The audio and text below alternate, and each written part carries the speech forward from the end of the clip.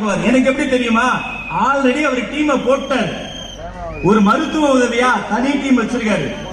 ஒருத்தங்களுக்கு ரத்த தானம் தேவையா, எப்பேற்பட்ட ஆளா இருந்தாலும் 1 மணி நேரம் வேணும், எங்களுக்கு ஒரே ஒரு போன் கால் அவர்கிட்ட இருந்து போனா கன்னியாகுமரியில கேரளாக்கே ரத்த தானம் பண்ணக்கூடிய பசங்க இருக்கிறாங்க. பாத்துக்கீங்க.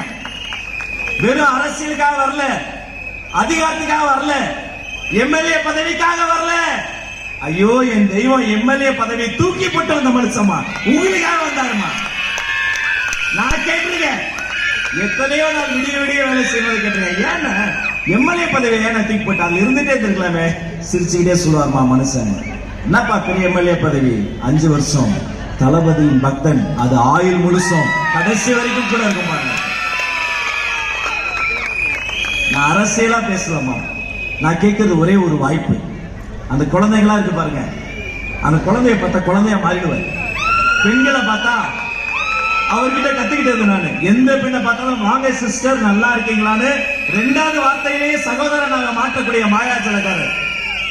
இந்த குழந்தைகளை நினைச்சு பாருங்கம்மா. அடுத்த தேர்தலில் அடுத்த தலைமுறை யோசிச்சு பாருங்க. ஒரு சத்தியம் செய்யறேன், இங்க இருக்கிற இந்த குழந்தைகளா வளரும் போது ஒரு புதிய தமிழ்நாட்டை தளபதியோ அண்ணா ஆனந்த் உருவாக்கி காட்டுவாங்க. இது சத்தியம்.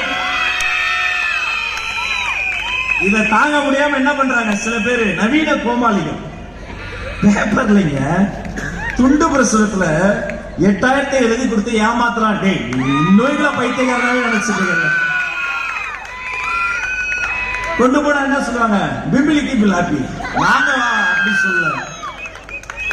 இறுதியாக உறுதியாக சொல்றேன், நிறைய ஆசிரியர்கள் நிறைய சகோதரர்கள் இருக்காங்க. நீங்க 8000 ரூபாய் டோக்கன் கொடுத்தாலும் சரி, 8 பேரை இறக்கி விட்டு செட்டப் பண்ணாலும் சரி, 10,000 ரூபாய் 15,000 ரூபாய் நீங்க பில்டப் பண்ணாலும் சரி, இங்க தளபதி அண்ணன் ஆனந்த் கையில் இருக்கிற 5 ரூபாய் விசில் உங்களை வீட்டுக்கு அனுப்பும். இன்னைக்கு டி நகர்ல கேட்கிற இந்த சத்தம் ஒவ்வொரு நாளும் ஒவ்வொரு நிமிஷமும் கேட்கணும். காலையில அடுப்ப பத்த வச்சீங்கன்னா குக்கர்ல விசில் சத்தம், சாலையில போகும்போது காவலர்கள் விசில் சத்தம், பேருந்தில் போகும்போது கண்டக்டர் விசில் சத்தம்.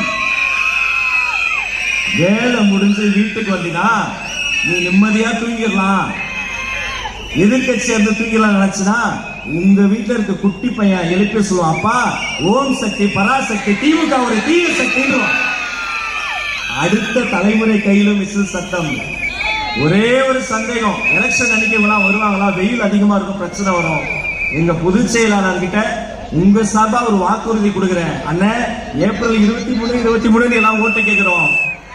ஏப்ரல் 23 இல்ல, எங்க தளபதியையும் உங்களையும் கோட்டைக்கு அனுப்புறதுக்காக ஏப்ரல் 22 முதல் நாள் நைட்டே வாக்குச்சாவடிக்கு வந்து விடுவோம் என கூறி உங்களை வாழ்த்த வயதில் வயதில் அனுபவத்தில் எளிமையில் தியாகத்தில் உண்மையில் உழைப்பில் இரக்கத்தில் மன்னிக்கும் மனப்பான்மையில் எல்லாத்திலும் உயர்ந்திருக்கிற உன்னை கையெடுத்து வணங்குகிறேன் என் அண்ணனே. நீ வா, கோட்டைக்கு வா, தளபதியோடு தேவா, நீ கைப்பிடித்து தமிழகம் பார்க்கட்டும், தமிழகம் வளரட்டும், கோட்டையில் குரல் கேட்கட்டும். தளபதியின் சின்னம் விசில், பொதுச் செயலாளர் சின்னம், தமிழர்களின் சின்னம், டி நகரின் சின்னம். அண்ணா ஜெயிச்சுக்கடா, நீ ஜெயிச்சுக்கடா.